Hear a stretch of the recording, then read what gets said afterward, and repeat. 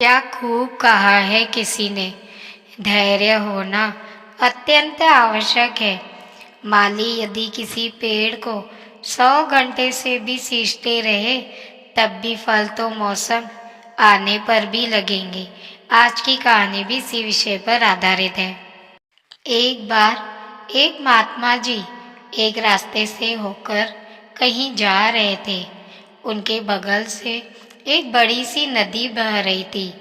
तभी उनके कानों में छपाक की आवाज आती है।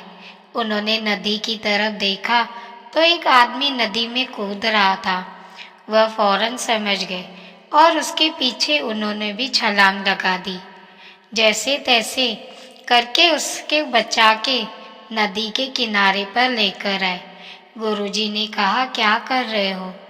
नदी का बहाव तेज है, तुम मर जाओगे। उसने कहा, गुरुजी मुझे मर जाने दीजिए, ऐसी जिंदगी से अच्छा है कि मैं मर जाऊं। गुरुजी ने कहा, क्या बात है, बताओगे? उसने कहा, गुरुजी मेरी लाइफ में बहुत सारी समस्याएं हैं। ना तो मेरे पास पैसे हैं और ना तो कोई काम है, और तो और मैंने कई सारे लोगों से उधार ले रखे थे बिजनेस करने के लिए। मेरे सारे पैसे डूब गए। अब सारे लोग मेरे पीछे पड़े हैं। मैं क्या करूं? कुछ समझ में नहीं आ रहा। गुरुजी ने कहा कि चलो आश्रम चलकर बात करते हैं, ऐसे तुम परेशान लग रहे हो। गुरुजी उसे आश्रम लेकर आते हैं। गुरुजी ने उसे समझाते हुए कहा कि देखो, हमारे पास तुम्हारी समस्याओं का समाधान है, लेकिन उसकी एक शर्त है। उस आदमी ने कहा कि गुरुजी आप बताइए, मैं हर शर्त मानने को तैयार हूँ।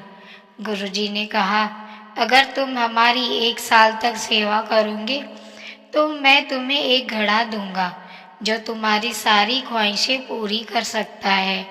और अगर तुम 2 साल तक मेरी सेवा करोगे तो मैं तुम्हें उस घड़े को बनाने की विधि बता दूंगा। लेकिन एक बात का ध्यान रहे, यदि घड़ा टूट जाता है तो तुम्हारी सारी संपत्ति गायब हो जाएंगी जो तुमने उस घड़े से बनाई थी। उसने कहा, नहीं गुरुजी, ऐसा बिल्कुल नहीं होने दूंगा। फिर वो लगातार पूरी तन्मयता के साथ उस गुरुजी की सेवा में लग जाता है और कब साल बीत जाता है उसे पता भी नहीं चलता।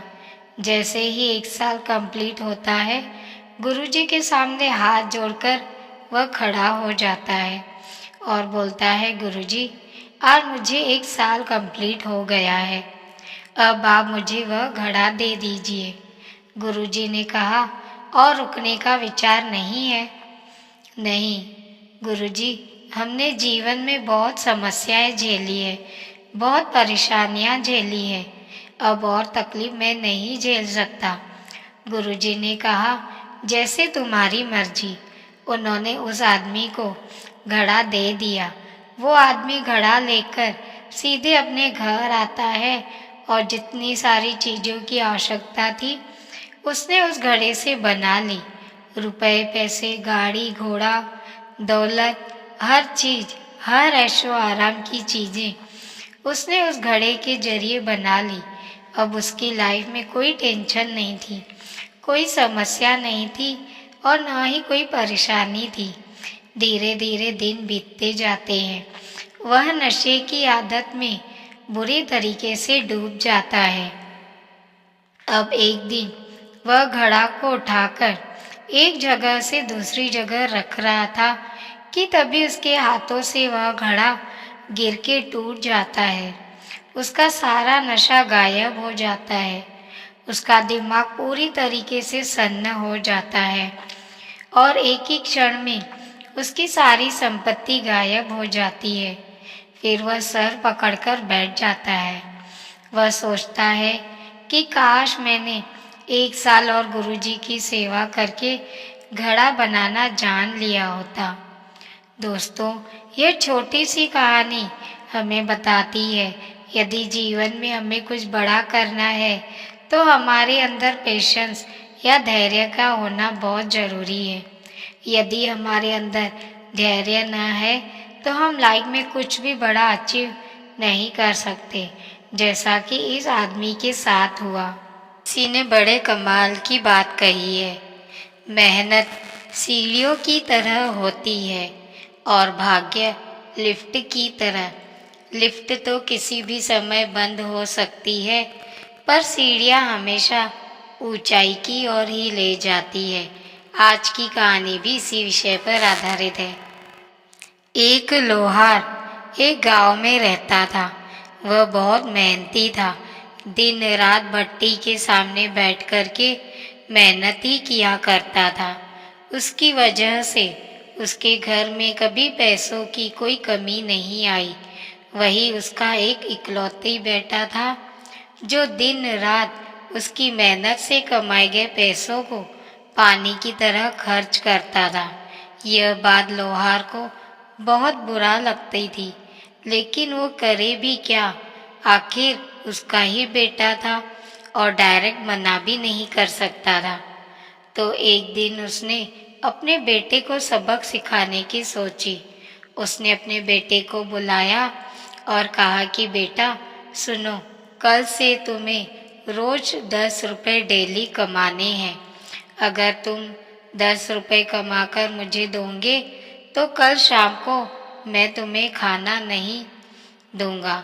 अगले दिन लड़का काम की तलाश में बाजार निकल जाता है।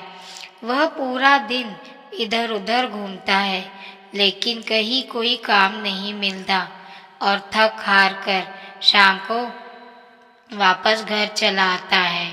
शाम को जब खाना खाने का टाइम होता है तो उसे याद आता है कि मुझे पिताजी ने 10 रुपये देने को कहा है।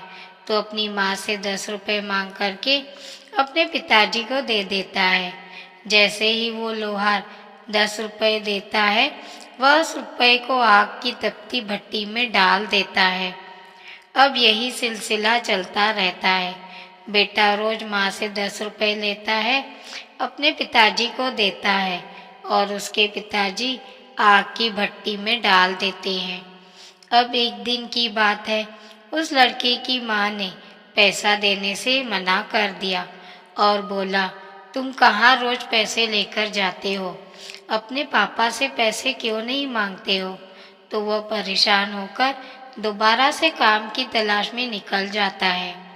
सारा दिन इधर उधर घूमता है और शाम होने पर उसे कोई काम नहीं मिला। तो रास्ते में लौटते वक्त उसे एक बुजुर्ग आदमी दिखाई देते हैं, जो एक लकड़ियों का गट्ठर लिए किसी का इंतजार कर रहे थे। वह उनके पास जाता है और बोलता है कि बाबा जी, मैं आपकी लकड़ियों का गट्ठर आपके घर तक छोड़ दूं, बदले में आप मुझे 10 रुपये देना। वो बुजुर्ग मान जाते हैं। वह पहली बार अपने सर पर इतना बड़ा लकड़ियों का गट्ठर उठाता है। गट्ठर बहुत भारी था। दर्द से उसकी हालत खराब हो रही थी, लेकिन जैसे तैसे करके वह उस गट्ठर को उनके घर तक छोड़कर आता है और उनसे पैसे लेकर सीधे अपने पिताजी के पास आता है। उसने अपने पिताजी के हाथों में पैसे रखे। जैसे ही उसके पिताजी ने उस पैसे को आग की भट्टी में डालने वाले थे, उसने अपने पिताजी के हाथ पकड़ लिए और बोला, पिताजी आप क्या कर रहे हैं, आपको पता है यह पैसे कितनी मेहनत से आए हैं। तो उसके पिताजी ने कहा, बेटा यही बात तो मैं तुम्हें कब से समझाना चाहता हूँ कि मैं दिन रात इस तपती भट्टी के पास बैठकर जो मेहनत करता हूँ, उस मेहनत की कमाई को तुम पानी की तरह क्यों खर्च कर रहे हो। तुम्हें कब समझ आएगा कि पैसे बहुत कीमती हैं, ये बहुत मेहनत से आते हैं। लड़के को पूरी बात समझ आ जाती है और उस दिन से वो अपने पिताजी के साथ मिलजुल करके काम करने लगता है। क्या खूब कहा है किसी ने, ए महादेव भक्त फिक्र करता है क्यों, फिक्र से होता है क्या, रख महादेव पर भरोसा फिर देख होता है क्या। आज की कहानी भी इसी विषय पर आधारित है। एक बार कैलाश पर्वत पर भगवान शिव और माँ पार्वती बैठे हुए थे। शिव जी ध्यान लगाकर बैठे थे। तभी पार्वती जी ने देखा कि वे मंद मंद मुस्कुरा रहे हैं। पार्वती जी के मन में प्रश्न उठा कि आज महादेव ध्यान मुद्रा में भी क्यों मुस्कुरा रहे हैं। उन्होंने भोले बाबा की समाधि समाप्त होने पर उनसे पूछा, स्वामी, मैंने आपको पहली बार समाधि में मुस्कुराते हुए देखा है, इसका क्या कारण है? शिव जी ने उन्हें बताया कि उनके एक भक्त और उसकी पत्नी की बातें सुनकर वे मुस्कुरा रहे थे। पूरी बात बताते हुए महादेव ने बताया कि मृत्यु लोक में मेरा एक अनन्य भक्त है, एक ब्राह्मण है जो कि मेरे ही एक मंदिर में पुजारी है और दिन रात मेरी सेवा में लगा रहता है। वह इसी मंदिर के पीछे छोटी सी कुटिया में अपनी पत्नी के साथ रहता है। इसकी पत्नी चाहती है कि उसके पास उसका खुद का घर हो और धन दौलत हो, जिससे वह सुख से अपना जीवन बिता सके। परंतु पुजारी केवल मंदिर के चढ़ावे पर निर्भर है और मंदिर में आने वाली दान दक्षिणा से बड़ी मुश्किल से घर का खर्च ही चल पाता है। घर और अन्य सुख सुविधा कहाँ से आएंगी? पर वह दिन रात मेरे से अपनी पत्नी का सपना पूरा करने का अनुग्रह करता है। आज उसकी पत्नी ने उससे ऐसी बात कही जिससे सुनकर मैं मुस्कुराए बगैर नहीं रह सका। पार्वती जी ने पूछा, ऐसा क्या कहा उसकी पत्नी ने जो आपका ध्यान भंग हो गया? शिव जी ने बताया, उसकी पत्नी ने आज उसे ताना मारते हुए कहा कि जिन भोले शंकर की तुम दिन रात सेवा करते हो और उनसे मेरे लिए घर मांगते रहते हो, उनके पास तो खुद घर नहीं है, वे तो खुद कैलाश पर्वत पर रहते हैं, तुम उनसे घर कहाँ से देंगे? बस यही बात सुनकर मैं मुस्कुरा रहा था। इस पर पार्वती जी को बड़ा आश्चर्य हुआ। उन्होंने कहा, स्वामी, यह बात सुनकर मुझे बुरा लगा। वह आपको ताना मार रही है और आप मुस्कुरा रहे हैं। आप उसे एक घर और सुख सुविधाएं दे दीजिए जिससे वो आपकी निंदा न कर सके।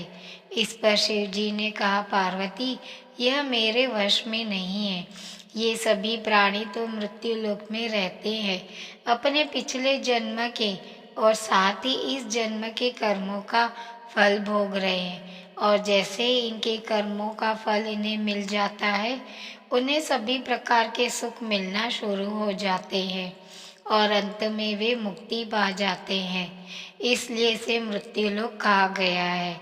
मनुष्य बार बार जन्म लेकर अपने कर्मों का हिसाब चुकाता है। यह कर्म भूमि है, बिना कर्म के गति नहीं है।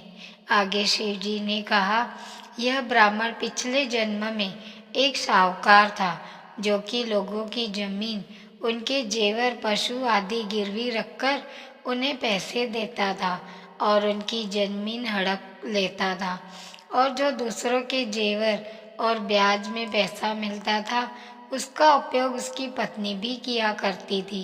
इसी कारण आज इस जन्म में से घर नहीं मिल सकता और इसकी पत्नी जिसने उन वस्तुओं का उपयोग किया वह भी इसके साथ यह कर्मफल भोग रही है। इस जन्म में मेरी सेवा कर रहा है जिससे इसके कर्मों के फल जो कष्ट मिलने थे वे मेरी भक्ति के कारण इसे नहीं मिल रहे हैं। इसका जीवन शांति से कट रहा है, पर जब तक इसके कर्मों का हिसाब पूरा नहीं होता इसे घर और अन्य सुविधाएं नहीं मिल सकती। यही विधि का विधान है। पार्वती जी ने कहा, यह तो ठीक है, पर उसकी पत्नी जो आपकी निंदा कर रही है उसका क्या? तब शिव जी ने कहा, संसार में जैसे जैसे कलयुग का समय निकट आता जाता है, मनुष्य भगवान की भक्ति करने के स्थान पर उनकी निंदा करने लगेगा। यही सृष्टि के आरंभ में ही लिखा जा चुका है। जो व्यक्ति कठिन समय में मेरी सेवा करता है उसको इस मृत्यु लोक की समस्याओं से मुक्ति मिल जाएंगी। एक बार की बात है कि श्री कृष्ण और अर्जुन कहीं जा रहे थे। रास्ते में अर्जुन ने श्री कृष्ण से पूछा कि प्रभु, एक जिज्ञासा है मेरे मन में, अगर आज्ञा हो तो पूछूं। श्री कृष्ण ने कहा, अर्जुन, तुम मुझसे बिना किसी हिचक कुछ भी पूछ सकते हो। तब अर्जुन ने कहा कि मुझे आज तक यह बात समझ नहीं आई है कि दान में तो मैं भी बहुत करता हूँ, परंतु सभी लोग कर्ण को ही सबसे बड़ा दानी क्यों कहते हैं।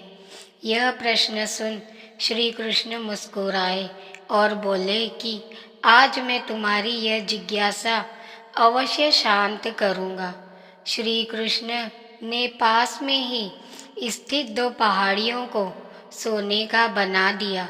इसके बाद वह अर्जुन से बोले कि हे अर्जुन, इन दोनों सोने की पहाड़ियों को तुम आसपास के गांव वालों में बांट दो। अर्जुन प्रभु से आज्ञा लेकर तुरंत ही यह काम करने के लिए चल दिया। उसने सभी गांव वालों को बुलाया और उनसे कहा कि वह लोग पंक्ति बना ले, अब मैं आपको सोना बांटूंगा।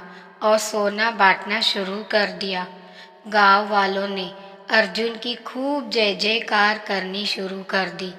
अर्जुन सोना पहाड़ी में से तोड़ते गए और गांव वालों को देते गए। लगातार 2 दिन और 2 रातों तक अर्जुन सोना बांटते रहे। उनमें अब तक अहंकार आ चुका था। गांव के लोग वापस आकर दोबारा से लाइन में लगने लगे थे। इतने समय पश्चात अर्जुन काफी थक चुके थे। जिन सोने की पहाड़ियों से अर्जुन सोना तोड़ रहे थे, उन दोनों पहाड़ियों के आकार में जरा भी कमी नहीं आई थी। उन्होंने श्री कृष्ण जी से कहा कि अब मुझसे यह काम और न हो सकेगा, मुझे थोड़ा विश्राम चाहिए। प्रभु ने कहा कि ठीक है, तुम अब विश्राम करो। और उन्होंने कर्ण को बुलाकर कहा कि इन दोनों पहाड़ियों का सोना इन गांव वालों में बांट दो। कर्ण तुरंत सोना बांटने चल दिए। उन्होंने गांव वालों को बुलाया और उनसे कहा, यह सोना आप लोगों का है, जिसको जितना सोना चाहिए वह यहाँ से ले जाए। ऐसा कहकर कर्ण वहाँ से चले गए। यह देखकर अर्जुन ने कहा कि ऐसा विचार मेरे मन में क्यों नहीं आया। इस पर श्री कृष्ण ने जवाब दिया कि तुम्हें सोने में मोह हो गया था। तुम खुद यह निर्णय कर रहे थे कि किस गांव वाले की कितनी जरूरत है, उतना ही सोना तुम पहाड़ी में से खोदकर उन्हें दे जा रहे थे। तुम में दाता होने का भाव आ गया था। दूसरी तरफ कर्ण ने ऐसा नहीं किया। वह सारा सोना गांव वालों को देकर वहां से चले गए। वह यह नहीं चाहते थे कि उनके सामने कोई उनकी जय जयकार या प्रशंसा करे। उनके पीठ पीछे भी लोग क्या कहते हैं, उससे उनको कोई फर्क नहीं पड़ता। यह उस आदमी की निशानी है जिसे आत्मज्ञान मिल चुका हो। इस तरह श्री कृष्ण ने खूबसूरत तरीके से अर्जुन के प्रश्न का उत्तर दिया। अर्जुन को भी अपने प्रश्न का उत्तर मिल चुका था। दान देने के बदले में धन्यवाद या बधाई की उम्मीद करना भी उपहार नहीं, सौदा कहलाता है। यदि हम किसी को कुछ दान या सहयोग करना चाहते हैं तो हमें यह बिना किसी उम्मीद या आशा से करना चाहिए, ताकि यह सत्कर्म हो, न कि अहंकार। सतनाम वाहिगुरु जी। किस तरह हमें तपस्या का फल मिल सकता है, आज की कहानी यह दर्शा रही है। तो आइए कहानी शुरू करती हूँ। यह एक कहानी नहीं, यह एक कथा की बात ही है। भगवान शंकर को पति के रूप में पाने के लिए माता पार्वती कठोर तपस्या कर रही थी। उनकी तपस्या पूर्व की ओर थी। एक समय वह भगवान के चिंतन में ध्यान मग्न बैठी थी। उसी समय उन्हें एक बालक के डूबने की चीख सुनाई दी। माता तुरंत उठकर वहां पहुंची। उन्होंने देखा एक मगरमच्छ बालक को पानी के भीतर खींच रहा है। बालक अपनी जान बचाने के लिए प्रयास कर रहा है और मगरमच्छ उसे आहार बनाने का प्रयास कर रहा है। करुणामयी माँ को बालक पर दया आ गई। उन्होंने मगरमच्छ से निवेदन किया कि बालक को छोड़ दीजिए, इसे अपना आहार न बनाए। मगरमच्छ बोला, माता, यह मेरा आहार है। मुझे हर छठे दिन उदर पूर्ति हेतु जो पहले मिलता है उसे मेरा आहार ब्रह्मा ने निश्चित किया है। माता ने फिर कहा, आप इसे छोड़ दें, इसके बदले में आपको अपनी तपस्या का फल दूंगी। मगरमच्छ ने कहा, ठीक है। माता ने उसी समय संकल्प कर अपनी पूरी तपस्या का पुण्य का फल उस मगरमच्छ को दिया। मगरमच्छ तपस्या के फल को प्राप्त कर सूर्य की भांति चमक उठा। उसकी बुद्धि भी शुद्ध हो गई। उसने कहा, माता, आप अपना पुण्य वापस ले लें, मैं इस बालक को यूं ही छोड़ दूंगा। पर माता पार्वती ने मना कर दिया तथा बालक को गोद में लेकर ममतामयी माता उसे दुलारने लगी। बालक को सुरक्षित लौटाकर माता ने अपने स्थान पर वापस आकर तप शुरू कर दिया। भगवान शिव तुरंत ही वहां प्रकट हो गए और बोले, पार्वती, अब तुम्हें तप करने की आवश्यकता नहीं है। हर प्राणी में मेरा ही वास है। तुमने उस मगरमच्छ को तप का फल दिया, वह मुझे ही प्राप्त हुआ।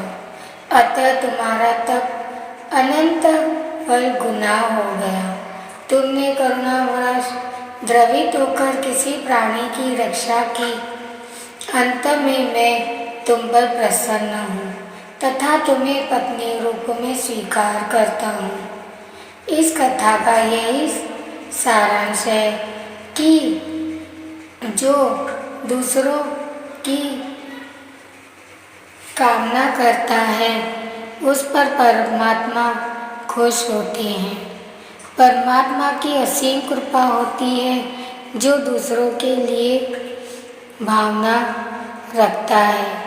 जो व्यक्ति असहायों की सहायता, दयालु और प्रेमी करुणाकारी होता है, श्री ईश्वर हमेशा उसको स्वीकार करते हैं। उम्मीद करती हूँ यह कथा आप सभी को पसंद आई होंगी। सतनाम वाहिगुरु जी। क्या खूब कहा है किसी ने, कभी कभी अपनों को साथ रखने के लिए अपने हक का भी त्याग करना पड़ता है, क्योंकि रिश्तों में नफ़ा नुकसान नहीं देखा जाता। हेलो दोस्तों, मैं हूँ लीना ननकानी। स्वागत है आपका मेरे चैनल पर। सुनाती हूँ एक छोटी सी कहानी। विनोद जी, उनकी पत्नी और उनका 4 साल का बच्चा कार में सवार होकर के अपने होम टाउन से दूसरे शहर में जा रहे थे। वहाँ पर इनके किसी रिलेटिव की जो लड़की है उसका बुद्ध था।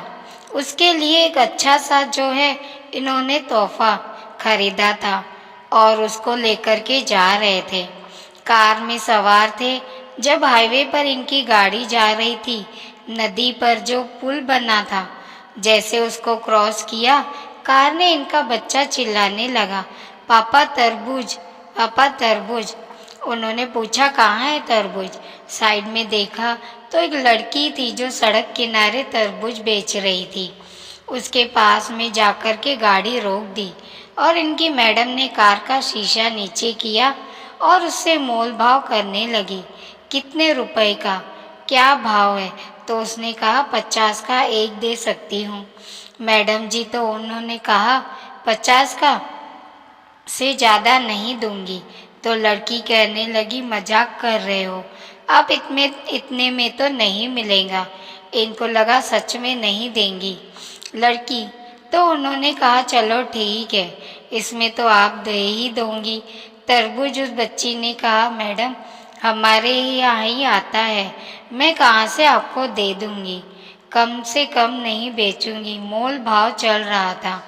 विनोद जी मुस्कुरा रहे थे, कहाँ 40 रुपए के लिए झगड़ा कर रही है। तभी वो लड़की तरबूज हाथ में लेकर के आ गई। कार के पास में इनका 4 साल का बच्चा जो था, उसने अपना सिर बाहर निकाला हुआ था, उसको तरबूज खाना था। पास आकर के उसके गाल पूछ काटने लगी, बेटा क्या नाम है? तो उसने बताया मेरा नाम गोलू है। कहने लगी सच में तू तो गोल मटोल है। तभी विनोद जी की पत्नी ने इमोशनल दाव खेला कि बेटा अपने छोटे भाई के लिए ही दे जाओ 40 में। तो उस बच्ची ने कहा मेरे भाई के लिए? अरे ये लो मेरे भाई के लिए। तो और उसने वो तरबूज उस बच्चे के हाथ में रख दिया। वो छोटा बच्चा कहाँ संभाल पाता था, वो नीचे गिर गया। लड़की ने वो जो तरबूज दिया था उसके 3-4 टुकड़े हो गए। बच्चा रोने लगा, मेरा तरबूज गिरा दिया, मेरा तरबूज गिरा दिया। वह लड़की जो उसने कहा अरे बेटे क्यों नाराज होता है, मैं दूसरा लेकर के आती हूँ, दौड़ के गई, भाग के वापस से समझ गई ये तो दोनों के पैसे लेंगी। उन्होंने क्या कहा, उस वाले के पैसे नहीं दूंगी, वो तुम्हारी गलती से गिरा है, मुझे देना चाहिए था ना, बच्चे को क्यों दिया? तो उस लड़की ने कहा अरे मेरे भाई को दिया था मैंने, तो मुझे लगा कि वो संभाल लेगा, मैं तो लाड़ प्यार में आ गई, अचानक से भूल गई कि वो छोटा बच्चा है ना कि मेरा भाई। ऐसा बोल करके चुप हो गई। मैडम ने पूछा क्या हुआ तुम्हारे भाई को? उसने कहा मेरा भाई 2 साल का था, अभी कुछ समय पहले ही 2 साल का हुआ था, हमने उसका बर्थडे भी मनाया था घर पर। उसके बाद उसे बुखार आ गया, बीमार हो गया, अस्पताल ले जाके उससे पहले ही दम तोड़ दिया। रोने लगी वह लड़की। इन्होंने कहा अरे रोते नहीं। उस लड़की ने कहा हाँ रो नहीं रही हूँ, आप तो ठीक है ना, मेरे भैया को यह वाला तरबूज दो, अब की बार आप संभालो। उन्होंने मैडम की तरफ उस लड़की ने अपना हाथ बढ़ा दिया। मैडम ने कहा पर हम तरबूज के एक ही पैसे देंगे। उस लड़की ने कहा मुझे तो एक के भी पैसे नहीं चाहिए, मैं अपनी ओर से अपने भाई को गिफ्ट कर रही हूँ। आपने भैया बोला है ना, बस यह मेरा भैया है, आज से आप इसको तरबूज खिलाओ, इसको खुश रखो, ये रो रहा है, इसको चुप कराओ। मैडम ज्योति कहने लगी कि अरे पैसे तो रखो, तुम एक तरबूज के तो रखो। विनोद जी ने कहा अरे गजब कर रही हो, ये लो दोनों तरबूज के पैसे। 100 का नोट आगे बढ़ाया। उस बच्चे ने कहा मुझे 100 रुपये नहीं चाहिए, मुझे एक भी रुपये नहीं चाहिए, क्योंकि आपने भैया बोल दिया ना, और मेरी माँ कहती है कि रिश्तों में नफ़ा नुकसान नहीं देखते। यह बोल करके लड़की जाने लगी। तभी मैडम को पता नहीं क्या सूझा, उन्होंने उसको वापस बुलाया, इधर आओ इधर आओ। इनके पास में वो जो गिफ्ट रखा था, जो लेकर के जा रहे थे अपने रिलेटिव की लड़की के बर्थडे के लिए, छोटी सी रिंग थी, वो रिंग उस लड़की को दे दी, कहा रखो तुम। वो लड़की कहने लगी मैं क्या करूँगी इस अंगूठी का? इन्होंने कहा रखो तुम, इसको भैया बोला ना, मैं तुम्हारी माँ हुई, माँ की तरफ से तोहफा समझो। उसको भेज दिया, गाड़ी आगे बढ़ गई। विनोद जी सोचने लगे मेरी पत्नी भी अजीब है, जो इमोशनल है, 10 रुपये 20 रुपये के लिए झगड़ रही थी कि एक अंगूठी दे कर के आ गई। इमोशनल भी क्या चीज़ है। और तभी उन्हें वह बात याद आई जो उस बच्ची ने कही थी कि रिश्तों में नफ़ा नुकसान नहीं देखते। विनोद जी को अचानक से याद आ गया कि अपने भैया का नंबर डायल किया, ब्लूटूथ पर बात की। भैया, वो बाजार वाली दुकान आप रख लो, मुझे तो छोटे बाजार वाली दुकान ही दे दो, चल जाएंगी।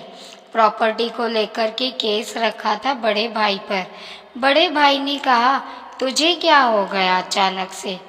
तू तो कोर्ट में केस ले गया था, झगड़ रहा था अपने भाई से।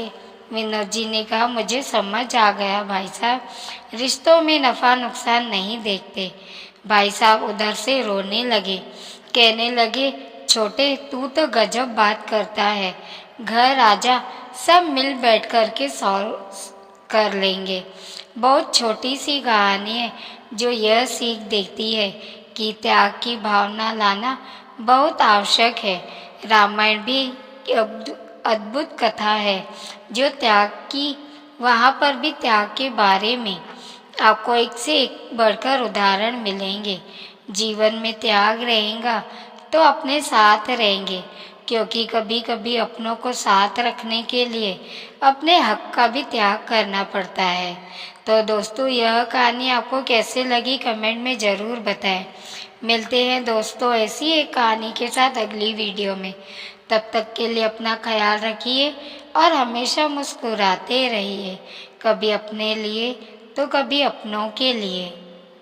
किस तरह एक बाप ने अपने बेटे को पैसों की असली कीमत समझाई, आज की कहानी में दर्शाया गया है। तो आइए कहानी शुरू करती हूँ। बहुत समय पहले की बात है। राजू लगभग 20 साल का एक लड़का था और कलकत्ता की एक कॉलोनी में रहता था। उसके पिताजी भट्टी चलाते थे जिसमें वे दूध को पका कर खोया बनाने का काम करते थे। राजू वैसे तो एक अच्छा लड़का था, लेकिन उसमें फिजूल खर्ची की एक बुरी आदत थी। वो अक्सर पिताजी से पैसे मांगा करता और उसे खाने पीने या सिनेमा देखने में खर्च कर देता।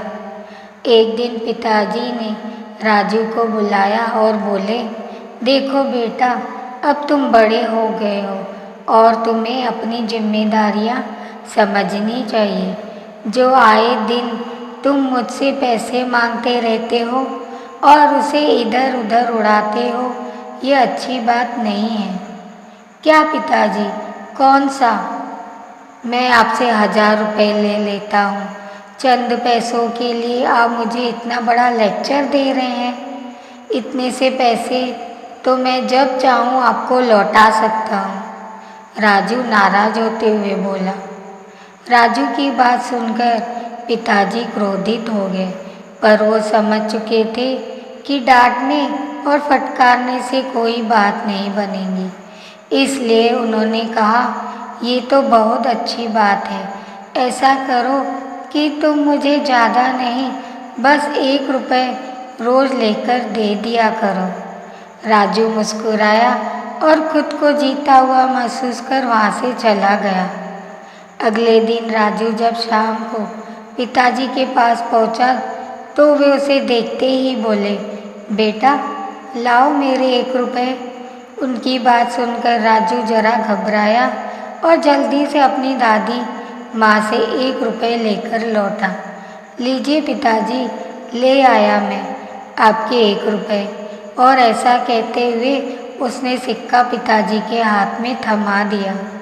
उसे लेते ही पिताजी ने सिक्का भट्टी में फेंक दिया। ये क्या, आपने ऐसा क्यों किया? राजू ने हैरानी से पूछा। पिताजी बोले, तुम्हें इससे क्या, तुम्हें तो बस 1 रुपये देने से मतलब होना चाहिए, फिर चाहे मैं जो भी करूं। राजू ने भी ज़्यादा बहस नहीं की और वहाँ से चुपचाप चला गया। अगले दिन जब पिताजी ने उससे 1 रुपया मांगा तो उसने अपनी माँ से पैसा मांगकर दे दिया। कई दिनों तक यह सिलसिला चलता रहा। वो रोज़ किसी दोस्त यार या संबंधी से पैसे लेकर पिताजी को देता और पिताजी उसे भट्टी में फेंक देते। फिर एक दिन ऐसा आया जब कोई उसे पैसे देने से मना करने लगे। राजू को चिंता होने लगी कि अब वो पिताजी को 1 रुपये कहाँ से ला कर देगा। शाम भी होने वाली थी। उसे कुछ समझ नहीं आ रहा था कि वो क्या करे। 1 रुपये भी न देने पाने की शर्मिंदगी वो उठाना नहीं चाहता था। तभी उसे एक अधेड़ उम्र का मजदूर दिखा जो किसी मुसाफिर को हाथ से खींच जाने वाले रिक्शा से कहीं लेकर जा रहा था। सुनो भैया, क्या तुम थोड़ी देर मुझे ये रिक्शा खींचने दोगे? उसके बदले में मैं तुमसे बस 1 रुपया लूँगा, राजू ने रिक्शे वाले से कहा। रिक्शा वाला बहुत थक चुका था। वह फौरन तैयार हो गया। राजू रिक्शा खींचने लगा। ये काम उसने जितना सोचा था उसे कहीं कठिन था। थोड़ी दूर जाने में ही उसकी हथेलियों में छाले पड़ गए और पैर भी दुखने लगे। खैर, किसी तरह से उसने अपना काम पूरा किया और बदले में जिंदगी में पहली बार खुद से 1 रुपया कमाया। आज बड़े गर्व के साथ वो पिताजी के पास पहुंचा और उनकी हथेली में 1 रुपये थमा दिए। रोज की तरह पिताजी ने रुपए लेते ही उसे भट्टी में फेंकने के लिए हाथ बढ़ाया। रुकिए पिताजी, राजू पिताजी का हाथ थामते हुए बोला। आप इसे नहीं फेंक सकते, ये मेरी मेहनत की कमाई है। और राजू ने पूरा किस्सा कह सुनाया। पिताजी आगे बढ़े और अपने बेटे को गले लगा लिया। फिर कहा, देखो बेटा, इतने दिनों से मैं सिक्के आग की भट्टी में फेंक रहा था, लेकिन तुमने एक बार भी नहीं रोका। पर आज जब तुमने अपनी मेहनत की कमाई को आगे में जाते देखा तो एकदम से घबरा गए।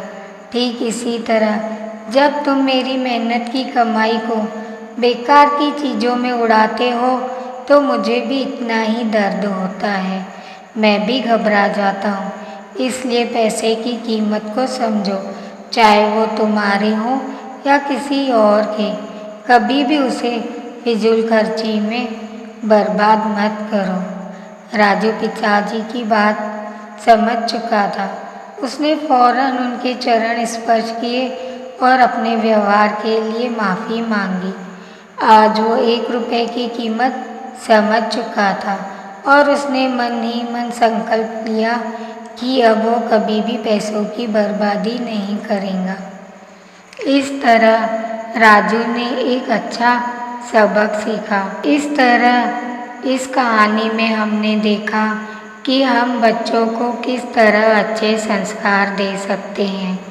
उम्मीद करती हूँ यह कहानी आप सभी को भी पसंद आई होगी, जिसे आप लाइक, कमेंट और शेयर ज़रूर करेंगे। और अगर आप नए हैं तो चैनल को सब्सक्राइब जरूर करेंगे। प्रेमचंद जी ने सच ही कहा है, बुआ, बहन और बेटी एक ही वृक्ष की है तीनों डाली। एक ही आंगन, एक ही दहलीज, एक ही भाव से गई होती है पाली। माता पिता के बाद लगे ना कभी बुआ बहन को कि अब मायके में वो बात नहीं। याद न करती हो वो अपना मायका, सच में ऐसा कोई दिन नहीं, सच में ऐसी कोई रात नहीं। हेलो दोस्तों, मैं हूँ लीना नानकानी। स्वागत है आपका मेरे चैनल पर। सुनाती हूँ एक छोटी सी कहानी। मैं दौड़कर आता हूँ और पूछता हूँ, क्या बात है पिताजी?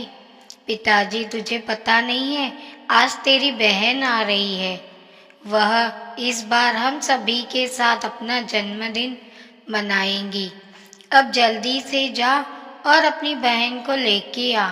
और हाँ सुन, तू अपनी नई गाड़ी लेकर जा जो तूने कल खरीदी है, उसे अच्छा लगेगा। लेकिन मेरी गाड़ी तो मेरा दोस्त ले गया है सुबह ही, और आपकी गाड़ी भी ड्राइवर ये कहकर ले गया कि गाड़ी की ब्रेक चेक करवानी है।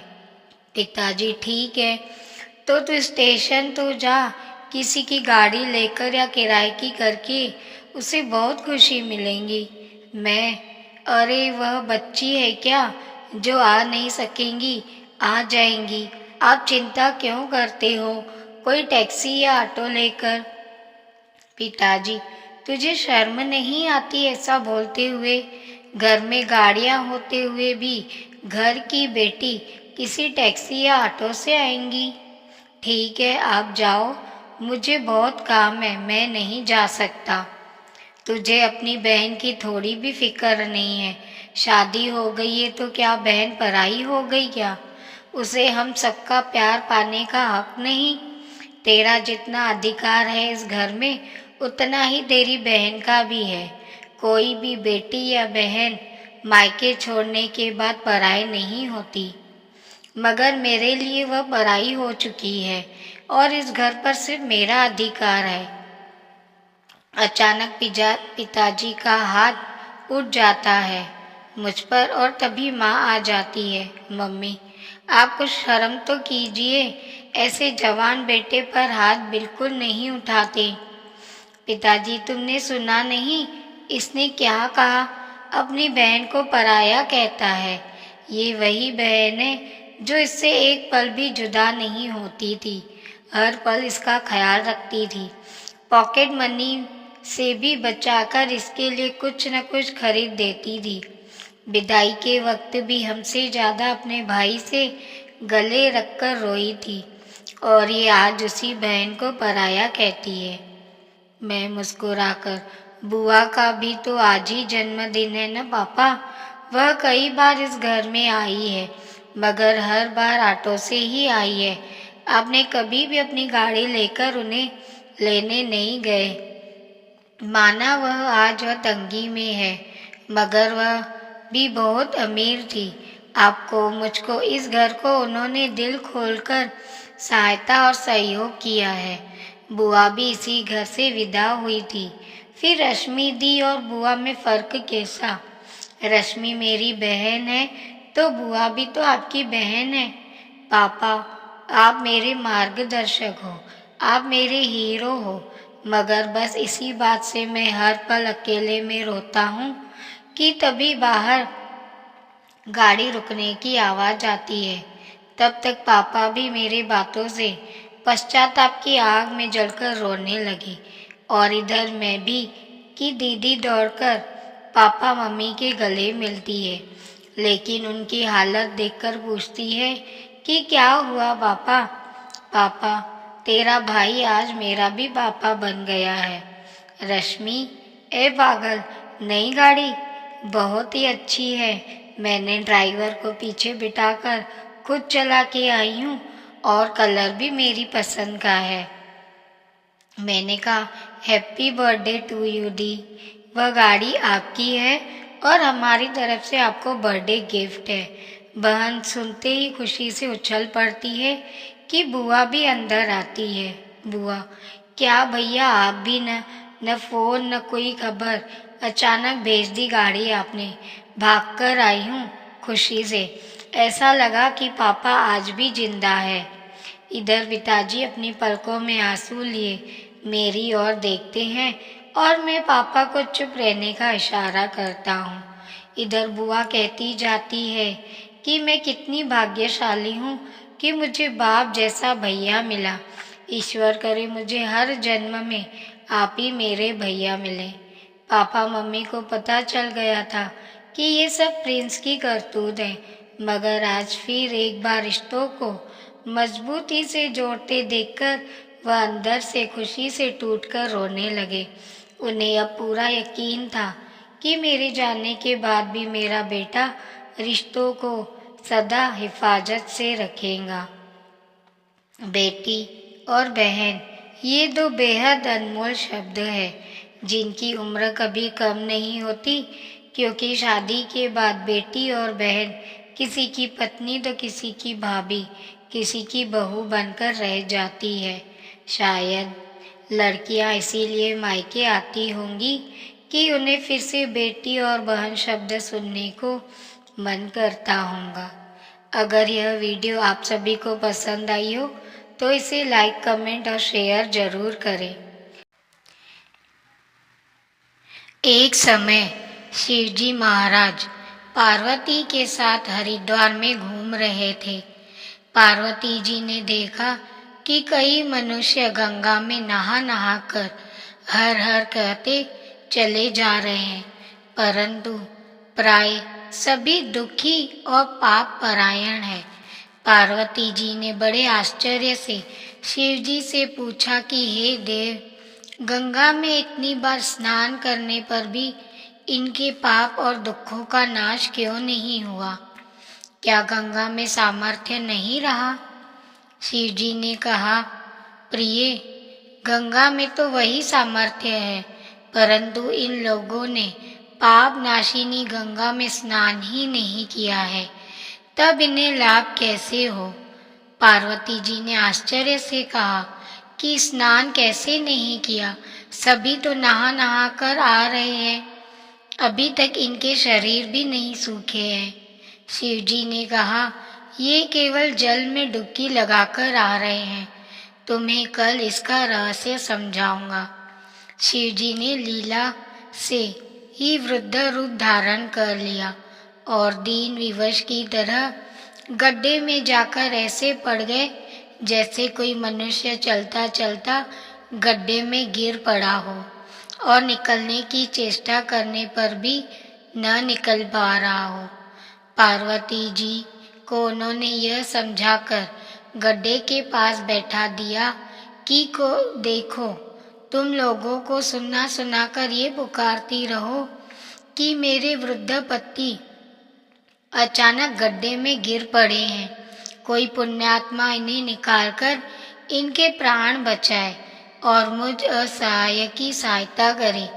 शिव जी ने यह और समझा दिया कि जब कोई गड्ढे में से मुझे निकालने को तैयार हो, तब इतना और कह देना कि भाई, मेरे पति सर्वथा निष्पाप हैं, इन्हें वही छुए जो स्वयं निष्पाप हो। यदि आप निष्पाप हैं तो इनके हाथ लगाइए, नहीं तो हाथ लगाते ही आप भस्म हो जाएंगे। स्वयं भस्म न हो जाए इसलिए किसी ने साहस ही नहीं किया। सैकड़ों आए, सैकड़ों ने पूछा और चले गए। शाम हो चली। शिवजी ने कहा, पार्वती, देखा आया कोई गंगा में नहाने वाला। एक युवक का हृदय करुणा से भर आया। उसने शिवजी को निकालने की तैयारी की। पार्वती ने रोककर कहा कि भाई, यदि तुम सर्वथा निष्पाप होंगे तो ही मेरे पति को छूना, नहीं तो छूते ही जल जाओगे। उसने बिना किसी संकोच के दृढ़ निश्चय के साथ पार्वती से कहा कि माता, मेरे निष्पाप होने में तुझे संदेह क्यों होता है? देखती नहीं, मैं अभी गंगा नहाकर आया हूँ। भला गंगा में गोता लगाने के बाद भी कभी पाप रहते हैं? तेरे पति को मैं निकालता हूँ। इसी दृष्टांत के अनुसार जो लोग बिना श्रद्धा और विश्वास से केवल दंभ के लिए गंगा स्नान करते हैं, उन्हें वास्तविक फल नहीं मिलता। परंतु इसका मतलब यह नहीं कि गंगा स्नान व्यर्थ जाता है। विश्वास के साथ किए गए गंगा स्नान का मिलता है वास्तविक फल। किसी ने सच ही कहा है, एक माँ के लिए बेटे की खुशी से बढ़कर कुछ नहीं होता और एक बेटे के लिए माँ के प्यार से कीमती कुछ नहीं होता। आज की कहानी भी इसी विषय पर आधारित है। मायके आई रमा माँ को हैरानी से देख रही थी। माँ बड़े ध्यान से आज के अखबार के मुख्य पृष्ठ के पास दिन का खाना सजा रही थी। दाल, रोटी, सब्जी, रायता। फिर झट से फोटो खींच व्हाट्सएप करने लगी। माँ, ये खाना खाने से पहले फोटो लेने का क्या शौक हो गया है आपको? अरे वो जतिन बेचारा इतनी दूर रहकर हॉस्टल का खाना ही खा रहा है। कह रहा था कि आप रोज लंच और डिनर के वक्त अपने खाने की तस्वीर भेज दिया करो। उसे देखकर हॉस्टल का खाना खाने में आसानी रहती है। क्या माँ, लाड़ प्यार में बिगाड़ रखा है तुमने उसे? वो कभी बड़ा भी होगा या बस ऐसी फालतू की जिद करने वाला बच्चा ही बना रहेगा? रमा ने शिकायत की। रमा ने खाना खाते ही झट से जतिन को फोन किया। जतिन, माँ की ये क्या ड्यूटी लगा रखी है? इतनी दूर से भी माँ को तकलीफ दिए बिना तेरा दिन पूरा नहीं होता क्या? अरे नहीं दीदी, ऐसा क्यों कह रही हो? मैं क्यों करूँगा माँ को परेशान? तो प्यारे भाई, ये लंच और डिनर की रोज की फोटो क्यों मंगवाते हो? बहन की शिकायत सुन जतिन हंस पड़ा। फिर कुछ गंभीर स्वर में बोलना पड़ा। दीदी, पापा की मौत, तुम्हारी शादी और मेरे हॉस्टल जाने के बाद अब माँ अकेली ही तो रह गई है। पिछली बार छुट्टियों में घर आया तो काम वाली आंटी ने बताया कि वो किसी किसी दिन कुछ भी नहीं बनाती, चाय के साथ ब्रेड खा लेती है या बस खिचड़ी। पूरे दिन अकेले उदास बैठी रहती है। तब उन्हें रोज ढंग से खाना खिलवाने का यही तरीका सूझा। मुझे फोटो भेजने के चक्कर में 2 टाइम अच्छा खाना बनाती है, फिर खा भी लेती है और इस व्यस्तता के चलते उदास भी नहीं होती। जवाब सुन रमा की आंखें झलक आई। रूंधे गले से बस इतना बोल पाई, भाई तू सचमुच बड़ा हो गया है। इसलिए कहते हैं हर रिश्ते में मिलावट देखी, कच्चे रंगों की सजावट देखी, लेकिन सालों साल देखा है माँ को, उसके चेहरे पर न कभी थकावट देखी, न ममता में कभी मिलावट देखी। क्या खूब कहा है किसी ने, ना दौलत से, न शोहरत से, ना बंगला गाड़ी रखने से मिलता है सुकून दिल को, किसी गरीब की मदद करने से। हेलो दोस्तों, मैं हूँ लीना नानकानी। स्वागत है आपका मेरे चैनल पर। सुनाती हूँ एक छोटी सी कहानी। मोहन काका डाक विभाग के कर्मचारी थे। बरसों से वो माधोपुर और आसपास के गांव में चिट्ठियां बांटने का काम करते थे। एक दिन उन्हें एक चिट्ठी मिली। पता माधोपुर के करीब का ही था, लेकिन आज से पहले उन्होंने उस पते पर कोई चिट्ठी नहीं पहुंचाई थी। रोज की तरह आज भी उन्होंने अपना थैला उठाया और चिट्ठियां बांटने निकल पड़े। सारी चिट्ठियां बांटने के बाद वे उस नए पते की ओर बढ़ने लगे। दरवाजे पर पहुंचकर उन्होंने आवाज दी, पोस्टमैन। अंदर से किसी लड़की की आवाज आई, काका वहीं दरवाजे के नीचे से चिट्ठी डाल दीजिए। अजीब लड़की है, मैं इतनी दूर से चलकर चिट्ठी लेकर आ सकता हूँ और ये महारानी दरवाजे तक भी नहीं निकल सकती। काका ने मन ही मन सोचा। बाहर आइए, रजिस्ट्री आई है, हस्ताक्षर करने पर ही मिलेंगी। काका खींचते हुए बोले। अभी आई, अंदर से आवाज आई। काका इंतजार करने लगे, पर जब 2 मिनट बाद भी कोई नहीं आई तो उनके सब्र का बांध टूटने लगा। यही काम नहीं है मेरे पास, जल्दी करिए, और भी चिट्ठियां पहुंचानी है। ऐसा कहकर काका दरवाजा पीटने लगे। कुछ देर बाद दरवाजा खुला। सामने का दृश्य देखकर काका चौंक गए। एक 12-13 साल की लड़की थी जिसके दोनों पैर कटे हुए थे। उन्हें अपने अधीरता पर शर्मिंदगी हो रही थी। लड़की बोली, क्षमा कीजिए, मैंने आने में देर लगा दी। बताइए हस्ताक्षर कहाँ करने हैं? काका ने हस्ताक्षर कराए और वहाँ से चले गए। इस घटना के 8-10 दिन बाद काका को फिर उसी पते की चिट्ठी मिली। इस बार भी सब जगह चिट्ठियां पहुंचाने के बाद वे उस घर के सामने पहुंचे। चिट्ठी आई है, हस्ताक्षर की भी जरूरत नहीं है, नीचे से डाल दूं? काका बोले, नहीं नहीं रुकिए, मैं अभी आई। लड़की भीतर से चिल्लाई। कुछ देर बाद दरवाजा खुला। लड़की के हाथ में गिफ्ट पैकिंग किया हुआ एक डब्बा था। काका, लाइए मेरी चिट्ठी और लीजिए अपना तोहफा। लड़की मुस्कुराते हुए बोली, इसकी क्या जरूरत है बेटा? काका संकोचवश उपहार लेते हुए बोले। लड़की बोली, बस ऐसे ही काका, आप इसे ले जाइए और घर जाकर ही खोलिएगा। काका डिब्बा लेकर घर की ओर बढ़ चले। उन्हें समझ नहीं आया कि डब्बे में क्या होगा। घर पहुंचते ही उन्होंने डब्बा खोला और तोहफा देखते ही उनकी आंखों में आंसू टपकने लगे। डब्बे में एक जोड़ी चप्पल थी। काका बरसों से नंगे पांव ही चिट्ठियां बांटा करते थे, लेकिन आज तक किसी ने इस ओर ध्यान नहीं दिया। ये उनके जीवन का सबसे कीमती तोहफा था। काका चप्पलें कलेजे से लगाकर रोने लगे। उनके मन में बार बार एक ही विचार आ रहा था। बच्ची ने उन्हें चप्पल तो दे दी, पर वे उसे पैर कहाँ से लाकर दें। दोस्तों, मदद या सेंसिटिविटी एक बहुत बड़ा मानवीय गुण है। दूसरों के दुखों को महसूस करना और उसे कम करने का प्रयास करना एक महान काम है। जिस बच्ची के खुद के पैर न हो, उसकी दूसरों के पैरों के प्रति संवेदनशीलता हमें एक बहुत बड़ा संदेश देती है।